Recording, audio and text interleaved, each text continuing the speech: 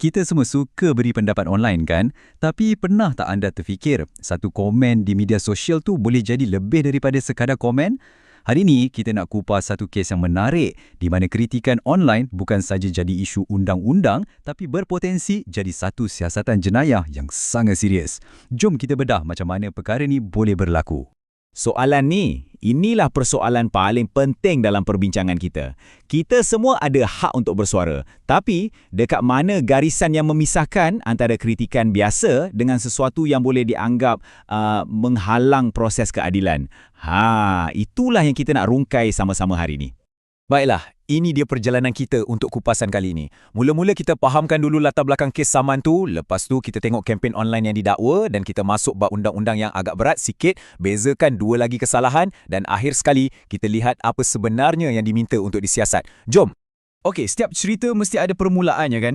Untuk faham aduan polis ni, kita kena undur sikit ke belakang ke titik permulaan dia, iaitu sebuah kes mahkamah yang memang sedang aktif berjalan. Punca kepada semua ini ialah satu saman tindakan perwakilan atau class action yang sah dan berdaftar dalam sistem kehakiman kita di Malaysia. Ini poin yang sangat-sangat penting sebab ini bukan setakat drama kat media sosial. Ini adalah satu proses undang-undang yang formal yang sedang berjalan di mahkamah. Jadi, kena faham yang proceeding ni memang live dan dalam keadaan yang kita panggil sub judice, yang bermaksud di bawah pertimbangan kehakiman. Kenapa ini penting? Sebab ada peraturan undang-undang yang sangat ketat tentang apa yang kita boleh dan tak boleh cakap secara terbuka pasal kes yang tengah dibicarakan. Walaupun butiran saman ni sendiri memang kompleks gila, melibatkan dakwaan jenayah keganasan berkaitan teknologi dan macam-macam lagi, perkara utama yang kita perlu pegang untuk analisis ni cuma satu, wujudnya satu kes mahkamah yang aktif dan sah. Fakta inilah yang menjadi pencetus kepada semua yang berlaku selepasnya. Sekarang, kita masuk ke babak kedua, macam mana reaksi terhadap saman tadi boleh mencetuskan satu aduan polis yang baru dan berasingan. Ini adalah tentang tindakan-tindakan yang didakwa telah diambil oleh beberapa pihak selepas kes mahkamah tu diketahui umum. Jadi apa yang penting kat sini? Kita boleh nampak aduan ini bukan pasal satu komen yang melenting, tapi ia mendakwa wujudnya satu corak tingkah laku yang berterusan. Satu kempen bukannya satu kenyataan rambang yang dibuat sekali-sekala. Inilah dia daging kepada aduan balas tu. Menurut laporan polis, kenyataan-kenyataan spesifik macam inilah puncanya. Mendakwa ada penipuan, menghasut orang ramai supaya tak ikut serta, malah sampai mengugut peserta. Inilah yang menjadi asas kepada permintaan untuk siasatan jenayah ni. Okey, sekarang kita masuk bahagian yang paling heavy dalam analisis kita. Jom kita bedah dakwaan-dakwaan paling serius yang dikemukakan yang mana ia terletak di bawah kanun keseksaan. Kita mulakan dengan Seksyen 1030K. Dan ini bukan seksyen biasa-biasa. Ia satu peruntukan undang-undang yang sangat serius yang direka untuk hentikan sebarang cubaan campur tangan dalam siasatan kes-kes berkaitan keganasan. Dalam konteks kes ni, ia dikaitkan dengan dakwaan jenayah bioterorisme yang jadi asas kepada saman asal. Jadual ni bantu kita faham macam mana aduan tu cuba kaitkan tindakan yang didakwa dengan elemen Undang-Undang Seksyen 130K. Nampak tak? Dia bukan setakat cakap orang bising-bising online, tapi dia cuba buktikan 3 elemen penting. 1, ada pengetahuan. 2, ada sebab untuk percaya. Dan 3 yang paling penting, ada tindakan aktif untuk menghalang. Seterusnya, Seksyen 130O. Fikirkan seksyen ni macam ni. Kalau nampak sesuatu, cakap sesuatu. Ia boleh jadikan kegagalan untuk bertindak tu sendiri sebagai satu jenayah. Aduan ni seolah-olah bertanya, adakah suspek-suspek ni ada maklumat penting, tapi bukannya bagi pada pihak berkuasa, mereka sebaliknya pilih untuk serang orang yang buat laporan? Ini lagi satu lapisan yang menarik. Seksyen 130T ni bermaksud tanggungjawab tu mungkin tak berhenti pada orang yang menaip kenyataan tu je. Kalau platform sesebuah organisasi macam NGO digunakan untuk buat kesalahan-kesalahan ni, pihak pengurusannya pun boleh disiasat sekali, melainkan mereka dah boleh buktikan yang mereka dah cuba sedaya upaya untuk hentikannya. Okey, kita dah sentuh bab kanun keseksaan yang berat tadi. Tapi aduan ni tak berhenti kat situ. Ia juga bangkitkan dua lagi isu undang-undang yang berbeza, tapi sering berkait. Penghinaan mahkamah dan juga fitnah jenayah. Slide ini tunjukkan perbezaan penting antara dua ni. Senang cerita, penghinaan mahkamah ni ialah kesalahan terhadap sistem keadilan, manakala fitnah jenayah pula ialah kesalahan terhadap reputasi seseorang. Satu untuk lindungi mahkamah, satu lagi untuk lindungi orang. Aduan ni mendakwa kedua-dua kesalahan ni mungkin telah berlaku. Analogi ni memang terbaik untuk kita faham. Prinsip subjudis ni wujud untuk pastikan mahkamah boleh buat keputusan berdasarkan bukti yang dibentangkan dalam mahkamah, bukan sebab tekanan atau riuh rendah pendapat orang kat luar. Sebab itulah penghinaan mahkamah ni satu perkara yang dipandang serius. Jadi, selepas semua perincian undang-undang ni, apa kesudahannya? Bahagian terakhir ni merumuskan tujuan utama dokumen aduan ni. Apa sebenarnya yang pengadu minta pihak polis untuk buat? Secara ringkasnya, inilah dia. Aduan ni bukan sekadar aduan umum. Ia sangat spesifik. Ia meminta pihak polis untuk jalankan siasatan yang tersusun dan menyeluruh ke atas 5 bidang undang-undang yang berpotensi telah dilanggar, mengikat semua elemen yang baru saja kita bincangkan tadi.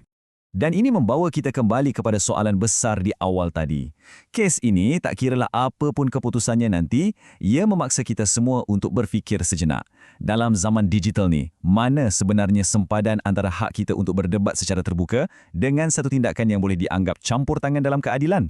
Ia satu persoalan yang sangat penting untuk kita semua fikirkan. Terima kasih kerana bersama kami dalam kupasan kali ini. Pernahkah anda melihat satu dokumen mahkamah yang pada mulanya kelihatan seperti pertikaian biasa tentang yuran guaman? Tetapi bila anda selak ke muka surat seterusnya, ia secara tiba-tiba meletup menjadi satu dakwaan berskala besar tentang konspirasi global, tentang pengganas biologi dan juga perancangan untuk mengubah DNA manusia sepenuhnya. Ya, bunyinya macam tak masuk akal kan? Betul. Ya, anda tidak salah dengar. Selamat datang ke Selaman Mendalam kita pada hari ini. Misi kita hari ini adalah untuk merungkai sebuah dokumen perundangan yang pada pandangan saya sungguh luar biasa dan sukar dipercayai. Kita akan meneliti apa yang dipanggil sebagai borang pertikaian khusus yang dikaitkan secara langsung dengan satu lagi dokumen tambahan, iaitu Statutory Notice atau ringkasnya SN 2.0. Melalui sesi perbincangan mendalam ini, kita akan melihat bagaimana sekumpulan plaintiff menggunakan undang-undang yang asalnya direka untuk membantras pengganas bersenjata, Iaitu Undang-Undang Anti Keganasan Malaysia kita. kan kes mahkamah mereka. Ia ibarat membaca sebuah novel seram perundangan yang dicampur aduk dengan science fiction. Tetapi, percayalah, ini adalah dokumen perundangan yang benar-benar wujud dan sedang dibincangkan pada hari ini. Tepat sekali. Namun sebelum kita pergi lebih jauh, ada satu amaran yang sangat-sangat keras dan penting untuk anda yang sedang mendengar Selaman Mendalam ini. Kita sedang meneliti satu set dokumen yang mengandungi dakwaan yang sangat-sangat sensitif dan luar biasa. Ia melibatkan nama-nama pemimpin negara, isu pandemik, vaksin dan juga institusi antarabangsa seperti WEF atau Forum Ekonomi Dunia. Ya, ini sangat penting untuk kita jelaskan awal-awal. Betul. Kami di sini tidak memihak ke kiri atau ke kanan dan kami sama sekali tidak menyokong, mengesahkan atau bersetuju dengan kesahihan dakwaan ini. Tugas kami hari ini hanyalah membentangkan maklumat secara objektif, tepat seperti apa yang tertulis dalam sumber bahan yang dibekalkan ini. Matlamatnya adalah supaya anda faham apa sebenarnya hujah dan rasional yang sedang diperdebatkan di dalam teks tersebut. Kita melihatnya dari lensa analisis teks semata-mata, tanpa sebarang penambahan atau berat sebelah. Okey, mari kita rungkai perkara ini. Perkara pertama yang terlintas di fikiran saya bila membaca teks ini ialah dari mana datangnya semua ini? Boleh kita mulakan dengan latar belakang kes ini? Apa sebenarnya asas prosiding yang sedang kita bincangkan bersama pendengar kita hari ini? Adakah ini kes saman biasa antara dua individu? Tidak sama sekali. Kalau kita merujuk kepada bahagian A dalam borang pertikaian khusus tersebut, dokumen ini menyatakan dengan jelas identiti dan status prosiding yang sedang berjalan. Terdapat satu tindakan perwakilan atau dalam bahasa perundangannya, class action. Class action. Kiranya ini kes berskala besar lah kan? Ya, untuk anda yang mungkin kurang pasti, class action ini bermaksud satu kes mahkamah di mana sekumpulan besar orang, mungkin puluhan, ratusan atau ribuan orang, bergabung di bawah satu tuntutan yang sama. Kes ini pada asalnya difailkan di Mahkamah Tinggi dan yang mengejutkan, prosesnya kini sedang berada di peringkat Mahkamah Rayuan. Maknanya, prosiding ini bukanlah sekadar satu draft angan-angan. Ia adalah sah berdaftar dan masih aktif berjalan di koridor kehakiman kita. Wow, sampai ke Mahkamah Rayuan. Jadi, apa sebenarnya tuntutan utama kumpulan plaintiff yang ramai ini? Fokus utama class action ini berdasarkan apa yang tertera dalam dokumen adalah satu dakwaan mengenai apa yang mereka panggil sebagai jenayah keganasan Great Reset. Fakta dakwaan jenayah ini telah pun dinyatakan secara formal dalam dokumen mahkamah menjadi sebahagian daripada rekod awam kehakiman. Dan yang lebih penting, ia telah dilaporkan secara rasmi kepada pihak polis. Jadi, ia sudah berada di atas meja pihak berkuasa. Baik, jadi bayangkan anda adalah salah seorang daripada kumpulan plaintiffs ini. Anda sedang membawa satu kes class action yang sangat besar yang melibatkan isu global. Kemudian, berdasarkan dokumen ini, berlakulah satu plot drama. Ada seorang individu yang muncul dan dokumen ini melabelkannya sebagai suspek. Suspek ini mula membuat bising, terutamanya di platform media sosial dan saluran komunikasi lain. Persoalannya, apa yang suspek ini buat sampai plaintiff terpaksa mengeluarkan dokumen pertikaian khusus ini? Berdasarkan kronologi perbuatan suspek di bahagian B dokumen tersebut, suspek ini tidak sekadar memberi pendapat peribadi atau kritikan biasa. Selepas prosiding ini diketahui umum, suspek didakwa mula mengeluarkan siri kenyataan secara terbuka. Pertama, suspek mendakwa bahawa prosiding mahkamah ini adalah palsu atau satu bentuk penipuan. Kiranya dia cuba menidakkan wujudnya kes ini. Ya. Kedua, ini yang lebih berat. Suspek didakwa menuduh firma guaman dan plaintiff menipu serta mengutip wang yuran guaman secara tidak sah. Suspek juga didakwa menyeru orang awam supaya jangan sesekali menyertai class action ini. Tunggu, ia tak berhenti di situ kan? Sebab saya nampak ada rujukan tentang plaintiff yang sedia ada. Betul. Lebih agresif lagi, beberapa plaintiff sedia ada memaklumkan bahawa mereka telah dihubungi secara terus dan diberi amaran serta ditakut-takutkan supaya segera menarik diri daripada kes tersebut. Malah suspek juga didakwa mengambil kesempatan menggunakan dokumen statutory notice milik peguam secara penipuan dan fitnah. Kalau difikirkan, ini bukan sekadar satu komen marah di Facebook yang di-type waktu tengah malam. Ini nampak macam satu kempen. Apa yang menarik di sini ialah itulah kunci hujah peguam plaintiff sebenarnya. Apa yang mereka cuba sampaikan adalah perbuatan suspek itu tidak dilihat sebagai satu kenyataan tunggal yang berdiri sendiri. Dokumen ini menegaskan bahawa kesemua tindakan ini membentuk satu pola fitnah, ugutan dan ancaman yang berterusan. Tujuannya untuk menggagalkan prosiding mahkamah secara sistematik. Di sinilah keadaan mula berubah dari sekadar isu orang bising di internet kepada sesuatu yang jauh lebih berat. Jadi, bila suspek ini mula menyerang secara berterusan, apa yang peguam-peguam ini buat? Sangkaan awal saya, mereka akan hantar surat tuntutan biasa atau failkan saman malu. Itu kan kebiasaan dalam dunia guaman. Itulah yang kita semua jangka. Tetapi tidak. Di sinilah mereka mula memperkenalkan senjata yang tidak dijangka sama sekali. Dan untuk memahami strategi membalas mereka, kita perlu faham dahulu konteks ideologi kes ini. Di sinilah ia menjadi benar-benar menarik kerana apabila kita mula meneliti notis statutory 2.0 yang dilampirkan, skala perbincangan ini berubah secara total. Kita bukan lagi bercakap tentang pertikaian mahkamah tempatan mengenai yuran peguam. Perbincangannya melompat ke arah konteks ideologi global yang melibatkan kelangsungan hidup umat manusia. Ya, bunyinya sangat besar. Memang besar. Dokumen ini secara terang-terangan memetik kata-kata Klaus Schwab, iaitu pengasas Forum Ekonomi Dunia atau WEF. Biar saya bacakan satu petikan terus dari dokumen ini supaya anda boleh dengar sendiri betapa beratnya isu ini. The Fourth Industrial Revolution finally will change not only what we do but also who we are. Terjemahannya lebih kurang, revolusi perindustrian keempat akhirnya akan mengubah bukan sahaja apa yang kita lakukan, tetapi siapa kita. Klaus Schwab juga dipetik berkata bahawa inovasi dari bioteknologi sehinggalah ke kecerdasan buatan sedang mendefinisikan semula apa maknanya menjadi seorang manusia. Petikan ini sebenarnya adalah jantung kepada keseluruhan hujah plaintiff. Plaintiff mendakwa bahawa agenda global ini yang mereka panggil sebagai transhumanism, teknologi mRNA dan Internet of Bodies atau IOB adalah satu bentuk bioterrorism atau keganasan biologi. Konsep Internet of Bodies ini secara ringkasnya adalah apabila tubuh badan manusia sendiri disambungkan ke rangkaian internet melalui peranti pintar atau microchip.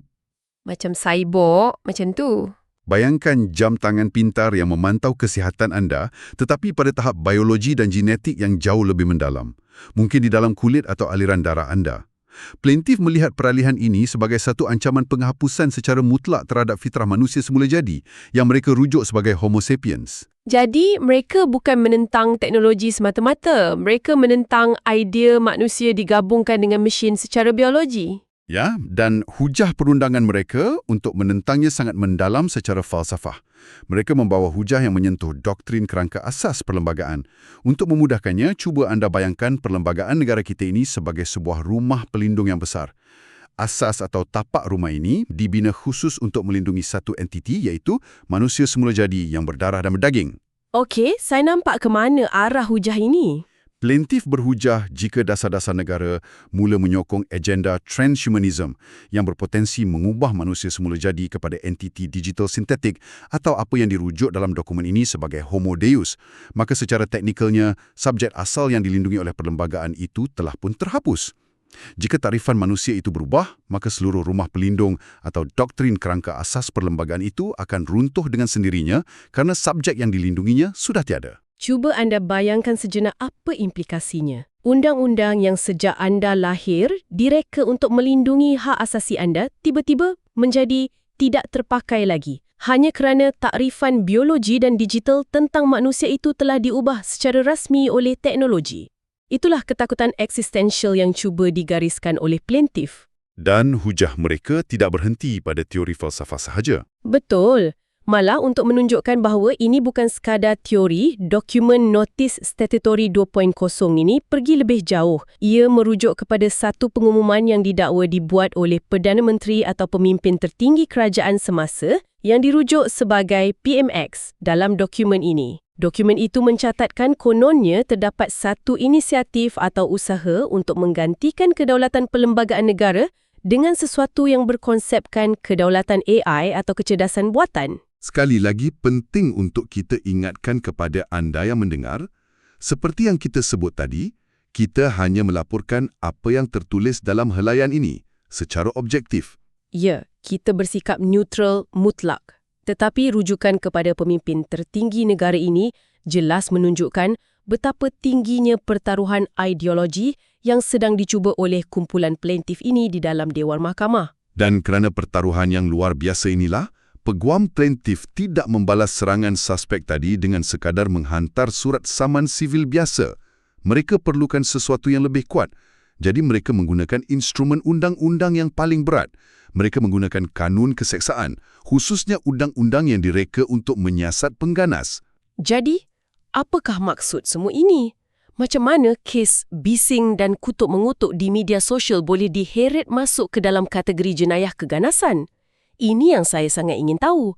Bagaimana mereka membina jambatan logik ini? Di sinilah kita melihat satu strategi perundangan yang sangat drastik dan berani. Mereka menggunakan 3 tukul besar dari kanun keseksaan, iaitu Seksyen 130K, 130O dan 130T. Mari kita kupas satu persatu. Kita mulakan dengan padanan elemen untuk Seksyen 130K. Seksyen 130K ni tentang apa sebenarnya? Secara asasnya, peruntukan ini melibatkan kesalahan melindungi, mengelak, menghalang atau campur tangan terhadap siasatan yang berkaitan dengan kesalahan pengganas. Dalam dunia realiti harian, polis menggunakan seksyen ini kalau anda menyembunyikan pengganas yang membawa bom atau anda memusnahkan bahan bukti untuk melindungi rangkaian militan. Jadi kalau ia untuk pengganas fizikal, bagaimana mereka aplikasikan kepada suspek yang sekadar menulis di internet? Kerana plaintiff sejak awal telah memfailkan kes di mahkamah mendakwa bahawa agenda Great Reset dan revolusi perindustrian keempat ini adalah sejenis jenayah bioterorisme. Itulah asasnya. Jadi mereka berhujah memandangkan kes ini sedang berjalan, apa-apa cubaan untuk menghentikannya adalah sama dengan cubaan untuk menghalang siasatan ke atas pengganas biologi. Sekarang saya nampak kaitannya. Dokumen itu menyatakan suspek tahu tentang prosiding ini. Jadi, apabila suspek menakutkan orang awam supaya tidak menyertai class action, apabila suspek menghalang saksi dari tampil atau menfitnah bayaran yuran guaman sebagai sesuatu yang haram, suspek secara otomatik telah menggagalkan pengumpulan maklumat dan membina persepsi palsu. Kiranya dalam erti kata lain, tindakan suspek di Facebook atau media sosial itu didakwa berkesan untuk menghalang proses penguatkuasaan terhadap keganasan 4IR. Tepat sekali. Jika siasatan mendapati wujudnya niat ini, elemen menghalang atau campur tangan di bawah 130K telah dipenuhi. Itu satu lonjakan logik yang sangat mendalam. Dari komen menuduh peguam menipu yuran, ia ditarik ke tuduhan menghalang siasatan pengganas global. Seterusnya, mereka tidak berhenti di situ. Mereka menambah Seksyen 130O pula. Berdasarkan dokumen ini, tentang kegagalan memberi maklumat kan? Betul. Seksyen 130O melibatkan kegagalan memberi maklumat walaupun individu tersebut mengetahui atau mempunyai sebab yang munasabah untuk mempercayai bahawa satu kesalahan telah atau akan dilakukan. Dokumen ini mempersoalkan adakah suspek mempunyai akses kepada maklumat relevan. Ya, suspek terang-terangan bercakap tentang kes ini secara terbuka. Adakah mereka mengetahui butiran dakwaan jenayah? Ya, semestinya. Tetapi, apa yang suspek buat? Adakah suspek menyalurkan maklumat ini kepada pihak berkuasa untuk disiasat? Tidak. Sebaliknya, suspek memilih untuk menyerang pihak plaintiff yang sedang membuat laporan. Saya faham. Dalam istilah undang-undang ini kadang-kadang dikaitkan dengan pembiaran sedar. Anda tahu ada dakwaan jenayah keganasan sedang dibincangkan, tetapi anda diam terhadap jenayah itu dan sebaliknya menyerang orang yang cuba membongkarnya. Tepat. Dalam hujah plaintiff ini dikaitkan rapat dengan konsep prinsip asap dan api yang disebut dalam rujukan mereka. Kalau anda nampak kepulan asap yang besar, dalam kes ini, pengakuan terbuka pembuat dasar tentang agenda mengubah manusia, anda tahu ada api. Jadi, kalau tak laporkan api itu, kita dikira bersubahat. Kegagalan suspek untuk bertindak atau menyiasat apabila ada asap sedemikian dan sebaliknya menyerang bomba yang cuba memadamkannya didakwa sebagai satu kesalahan kegagalan menyalurkan maklumat di bawah 130O. Malah mereka melabelkannya sebagai menyokong Pakatan Jahat Keganasan Great Reset. Wah, perumpamaan bomba dan asap itu memang sangat jelas dan ini membawa kita kepada seksyen yang ketiga. Dan mungkin yang paling merisaukan bagi sesiapa yang mendengar selaman mendalam ini dan kebetulan memegang jawatan dalam mana-mana organisasi berdaftar, Seksyen 130T. Ini berkaitan dengan liability pengurusan. Dokumen ini secara spesifik menyebut tentang platform NGO atau entiti berdaftar. Ya, ini ibarat pukat tunda. Kalau suspek tadi menggunakan platform atas nama sebuah NGO, persatuan atau syarikat berdaftar untuk membuat kenyataan fitnah tersebut, masalah ini tidak akan berhenti pada individu suspek sahaja. Dokumen ini menggesa pihak polis untuk mengenal pasti struktur organisasi entiti tersebut. Siapa pengarahnya, siapa pengurus setiausaha atau pegawai yang bertanggungjawab ke atas haluran platform tersebut. Jadi maksudnya kalau saya pengurusi NGO dan ada ahli saya guna platform NGO untuk buat kenyataan serang plaintiff, saya pun boleh kena tarik sama ke balai polis. Berdasarkan padanan elemen Seksyen 130T, ini jawapannya adalah ya. Pihak polis perlu menentukan sama ada kenyataan itu dibuat dengan pengetahuan pihak pengurusan, sama ada mereka membenarkan platform digunakan dan adakah mereka gagal mengambil langkah munasabah untuk menghentikannya. Maknanya pengurusan tak boleh sekadar lepas tangan. Tidak boleh. Jika kesalahan asas dibuktikan, Seksyen 130T akan memperluaskan liability jenayah kepada semua barisan pengurusan kecuali mereka boleh buktikan secara perundangan bahawa mereka langsung tidak tahu atau telah berusaha keras menghalangnya. Ini sangat ekstrim. Ia mengingatkan saya kepada rujukan struktur Nuremberg yang ada terselit dalam hujah mereka berkaitan liability. Untuk pendengar yang mungkin tidak biasa dengan terma ini, prinsip Nuremberg ini asalnya merujuk kepada perbicaraan jenayah perang selepas Perang Dunia Kedua.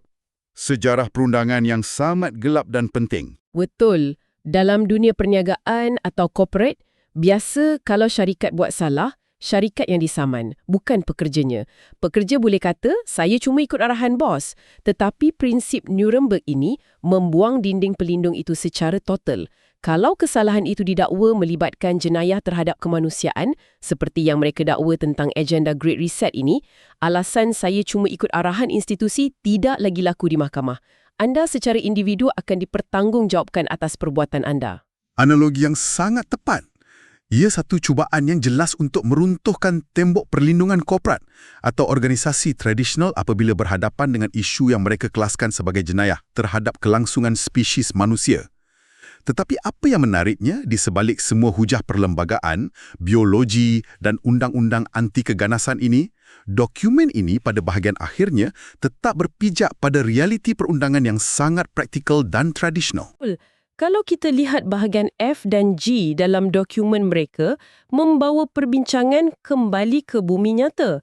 Mereka menggunakan prinsip prosedur mahkamah yang biasa kita dengar. Contohnya isu penghinaan mahkamah atau contempt. Ya, untuk penghinaan mahkamah, elemen yang wajar diuji oleh pihak polis adalah sangat asas. Pertama, kes sedang berjalan di mahkamah atau kita sebut sebagai sub judice. Maksudnya, perkara itu dilarang dibincangkan secara terbuka yang boleh menjejaskan perbincangan. Kedua, kenyataan suspek dibuat secara terang-terangan kepada awam. Dan yang ketiga, Kenyataan tersebut mempunyai kecenderungan untuk mempengaruhi penyertaan plaintiff lain, menakutkan saksi dan menjejaskan keyakinan awam terhadap proses kehakiman itu sendiri. Jika polis mendapati terdapat risiko nyata terhadap pentadbiran keadilan, maka wujudlah elemen penghinaan mahkamah. dan akhirnya mereka menutup aduan ini dengan senjata tradisional yang paling tajam untuk mempertahankan reputasi. Seksyen 499 Kanun Keseksaan, iaitu fitnah jenayah, menuduh plaintiff menipu orang awam, memperdaya anak guam dan mengutip wang secara haram adalah satu serangan langsung kepada reputasi profesional peguam dan firma guaman tersebut. Ini bukan main-main. Pastinya, reputasi adalah aset utama seorang peguam. Ya. Di bahagian kesimpulan, dokumen ini adalah satu permohonan yang sangat komprehensif kepada pihak polis untuk menyiasat ke semua 5 elemen ini serentak. Dari menghalang siasatan keganasan, kegagalan memberi maklumat, liability pengurusan, sehinggalah kepada penghinaan mahkamah dan fitnah jenayah. Malah pengadu menyatakan kesediaan penuh untuk menyerahkan segala bukti seperti tangkap layar, pautan, rekod komunikasi dan senarai saksi untuk melengkapkan siasatan pihak berkuasa. Jika kita kaitkan perkara ini dengan gambaran yang lebih besar, apa yang kita saksikan melalui pembedahan dokumen pada hari ini adalah satu pertemuan perundangan yang sangat unik, malah boleh dikatakan belum pernah terjadi sebelum ini secara rasmi dalam ruang lingkup sistem kehakiman kita. Kumpulan plaintiff ini secara strategik telah menggabungkan instrumen pertahanan reputasi guaman yang ortodoks seperti menghalang fitnah dan menjaga integriti proses subjudice dengan satu falsafah eksistensial mengenai kelangsungan kewujudan biologi manusia. Mereka betul-betul menggunakan segala ruang perundangan yang ada, ya. Mereka mengambil ancaman pengubahsuaian genetik, kecerdasan buatan dan inisiatif organisasi antarabangsa lalu memaksanya masuk ke bawah skop dan tafsiran kanun keseksaan tempatan kita. Dari satu sudut pemerhatian analitik, ini adalah satu inovasi pendakwaan yang mencabar sempadan tafsiran undang-undang secara radikal. Dan inilah sebabnya mengapa selaman mendalam kita hari ini sangat penting untuk anda dengar dan fahami. Walaupun anda tidak mengenali sesiapa yang terlibat secara langsung dalam class action ini, atau mungkin ini kali pertama anda mendengar tentang Statutory Notice 2.0 dan borang pertikaian khusus ini, dokumen ini sebenarnya adalah satu cermin besar. Cermin yang memantulkan cabaran perundangan masa depan. Tepat. Ia memantulkan satu realiti yang membimbangkan pada zaman kita. Ia menunjukkan bagaimana masyarakat pada hari ini sedang bergelut, malah kadang-kadang terkapai-kapai untuk mengejar kelajuan teknologi moden. Inovasi bioteknologi dan AI bergerak pada kelajuan cahaya, manakala sistem perundangan kita masih beroperasi berdasarkan teks dan kefahaman yang ditulis berdekad-dekad lamanya. Dokumen ini adalah bukti nyata tentang percubaan terdesak manusia untuk memanjangkan sempadan tafsiran undang-undang sedia ada, menggunakan apa saja cara, termasuk akta keganasan, semata-mata untuk melindungi apa yang mereka percaya sebagai fitrah kemanusiaan. Ia sememangnya menimbulkan satu ketegangan yang sangat ketara antara teks perundangan yang statik dan kemajuan teknologi yang terlalu dinamik. sama ada mahkawah di peringkat rayuan dan pihak polis pada akhirnya akan menerima interpretasi bahawa menyokong revolusi perindustrian keempat adalah sama dari segi undang-undang dengan jenayah keganasan biologi. Itu adalah satu persoalan lain yang masih terbuka. Tetapi fakta bahawa dokumen perundangan seperti ini telah berjaya didraft, difailkan dan sedang diuji di pentas kehakiman sudah cukup untuk membuktikan bahawa kerisauan terhadap peralihan tamadun manusia ini adalah benar-benar nyata. Jadi sebelum kita berpisah, saya ingin meninggalkan anda dengan satu pemikiran provokatif terakhir. Sesuatu untuk anda renungkan sendiri bila anda melihat peranti pintar anda hari ini. Sistem perundangan kita sejak berabad lamanya direka sepenuhnya untuk mengawal kelakuan, melindungi hak dan menghukum kesalahan entiti yang dipanggil manusia biasa, iaitu Homo sapiens yang mempunyai darah daging dan emosi.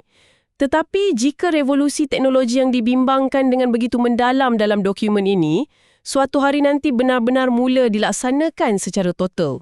Jika ia menjadi realiti harian kita. Ya, jika teknologi Node mudah mengintegrasikan tubuh manusia dengan sistem digital, microchip dan AI sepenuhnya sehingga kita tidak lagi boleh ditarifkan sebagai manusia semula jadi yang asal, adakah buku undang-undang sedia ada kita hari ini masih relevan untuk melindungi kita?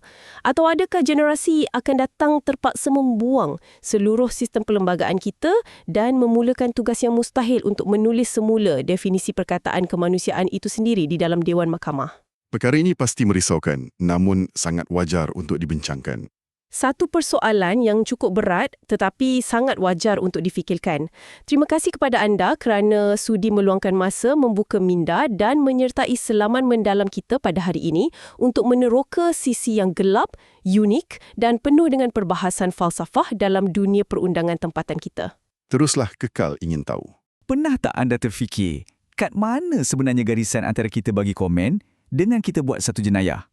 Lagi-lagi bila komen tu pasal kes mahkamah yang tengah panas. Hari ini kita akan bedah satu dokumen undang-undang yang agak kontroversi. Namanya Gerakan SN 2.0. Dokumen ni betul-betul uji sempadan yang rumit ni. Jadi soalan besarnya, boleh ke kritikan kita pasal satu kes mahkamah, mungkin kat media sosial ke, tiba-tiba jadi satu jenayah? Inilah persoalan utama yang cuba dijawab oleh Gerakan SN 2.0 ni dan kita akan tengok kenapa ia jadi isu yang sangat penting. Okey, jom kita mulakan dengan yang paling asas. Apa sebenarnya Gerakan SN 2.0 ni? Adakah ia sekadar aduan biasa atau ada benda yang lebih besar di sebaliknya? Jom kita bedah sama-sama. Menurut sumber, Gerakan SN 2.0 ni ialah satu tindakan undang-undang yang dimulakan sebab ada dakwaan gangguan terhadap satu saman tindakan kelas atau class action lawsuit yang sedang berjalan. Apa yang menarik, pihak yang didakwa mengganggu ni dilabel sebagai pembangkang terkawal. Satu istilah yang macam bagi bayangan yang mereka ni nampak macam menentang tapi sebenarnya mungkin ada agenda lain. Jadi, pada dasarnya, dokumen ni adalah satu aduan rasmi tentang cubaan mensabotase kes mahkamah. Jadi dokumen ni ada beberapa tujuan utama. Pertama, ia nak susun semua fakta dan bukti gangguan yang didakwa. Kedua, ia nak kenal pasti siapa individu dan juga organisasi yang terlibat. Dan yang paling penting sekali, ia adalah satu permohonan rasmi kepada pihak berkuasa untuk buka siasatan. Semua ini dibuat untuk melindungi integriti proses kehakiman kita. Jadi, apa sebenarnya perbuatan-perbuatan yang didakwa ni? Kenapa ia dianggap begitu serius sampai boleh dikatakan sebagai gangguan kepada keadilan? Jom kita tengok tuduhan-tuduhan utamanya. Mengikut kronologi yang dipaparkan ni, nampaknya semua bermula bila kes mahkamah tu mula dapat perhatian umum. Lepas tu, suspek-suspek ni didakwa mula keluarkan macam-macam kenyataan awam. Kenyataan-kenyataan ni pula didakwa cuba menjejaskan kes. Dan puncaknya, ada dakwaan yang kata setengah plaintif dihubungi secara terus dan diberi amaran. Yang ini dah nampak serius. Kalau kita perincikan lagi, taktik yang didakwa tu macam-macam. Ada yang kata prosiding tu satu penipuan, ada tuduhan kata peguam kutip duit secara haram, lepas tu ada seruan supaya orang ramai jangan sertai saman tu. Dan yang paling membimbangkan, ada dakwaan cubaan untuk menakut-nakutkan plaintif yang sedia ada supaya mereka tarik diri. Tuduhan-tuduhan ni bunyinya memang berat, jadi mestilah ada asas undang-undang yang kukuh untuk menyokongnya kan? Jom kita lihat akta-akta yang jadi senjata utama dalam Gerakan SN 2.0 ni. Okey, asas undang-undang yang pertama ialah Seksyen 130K Kanun Keseksaan. Yang ni agak unik Sebab selalunya seksyen ni digunakan untuk kesalahan-kesalahan yang berkaitan dengan keganasan. Bila ia diguna pakai dalam kes ni, ia seolah-olah memberi isyarat yang pihak pengadu melihat gangguan ni bukan sebagai satu benda kecil, tapi satu ancaman yang sangat serius kepada ketenteraman awam. Seterusnya, kita ada Seksyen 130. Senang cerita, seksyen ni cakap kalau anda tahu pasal satu jenayah serius tapi anda diamkan diri, anda sendiri pun boleh didakwa. Ini meletakkan satu tanggungjawab kepada kita semua untuk bantu pihak berkuasa, bukan mendiamkan diri. Sekarang, kita tengok pula Seksyen 130T. Yang ini sangat penting dalam konteks zaman sekarang. Ia bermaksud bukan sahaja individu yang buat salah tu boleh didakwa, tapi bos-bos dalam organisasi tu pun boleh kena. Maksudnya, kalau platform syarikat, macam laman web atau media sosial mereka, digunakan untuk buat jenayah, para pengarah dan pengurus pun boleh dipertanggungjawabkan. Dan akhir sekali, konsep penghinaan mahkamah atau contempt of court. Ia berasaskan prinsip sub judice yang secara asasnya bermaksud jangan komen apa-apa tentang kes yang tengah berjalan yang boleh pengaruh keputusan hakim. Tujuannya adalah untuk pastikan perbicaraan tu adil dan saksama untuk semua pihak.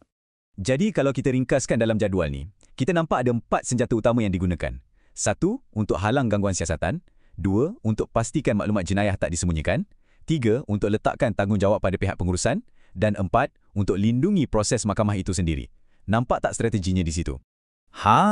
Kat sinilah ceritanya jadi lagi menarik dan lebih besar. Rupa-rupanya, dokumen ni bukan setakat pasal satu pertikaian undang-undang tempatan. Ia cuba kaitkan kes ni dengan satu pertarungan ideologi peringkat global. Sebagai contoh, dokumen ni ada petik kata-kata dari Klaus Schwab yang bercakap tentang macam mana teknologi bukan saja akan ubah apa yang kita buat, tapi juga siapa diri kita. Dengan meletakkan petikan ni, penulis dokumen seolah-olah nak kata yang pertikaian undang-undang ni bukan kes biasa, tapi sebahagian daripada satu pertemuan idea yang lebih besar tentang masa depan manusia. Peta minda ni walaupun nampak rumit, ia tunjukkan macam mana penulis dokumen ni cuba kaitkan semua benda. Sebelah sini kita ada isu undang-undang macam saman tindakan kelas. Sebelah sana pula, ia dikaitkan dengan idea-idea besar macam The Great Reset dan Transhumanism. Hujah yang cuba disampaikan ialah kes mahkamah ini cumalah salah satu medan pertempuran dalam sebuah perang ideologi yang jauh lebih besar. Jadi, lepas kita dah bincang pasal undang-undang, pasal ideologi, apa sebenarnya tuntutan akhir gerakan SN 2.0 ni? Apa kesudahannya? Apa yang mereka nak capai? Tuntutannya sebenarnya sangat jelas dan terus terang. Ia adalah satu laporan polis rasmi. Ia minta pihak berkuasa untuk siasat 5 perkara utama yang kita dah bincangkan tadi. Daripada campur tangan guna Seksyen 130K sampailah ke isu fitnah jenayah. Semuanya berdasarkan bukti yang dikemukakan dalam dokumen tersebut. Pada akhirnya, kes ini tinggalkan kita dengan satu persoalan besar yang sangat relevan untuk kita semua, terutamanya dalam zaman digital ni. Di manakah sebenarnya sempadan antara hak kita untuk bersuara dengan tanggungjawab kita untuk tak mengganggu proses keadilan? Satu dilema yang memang sukar dan pastinya akan terus jadi perdebatan yang hangat.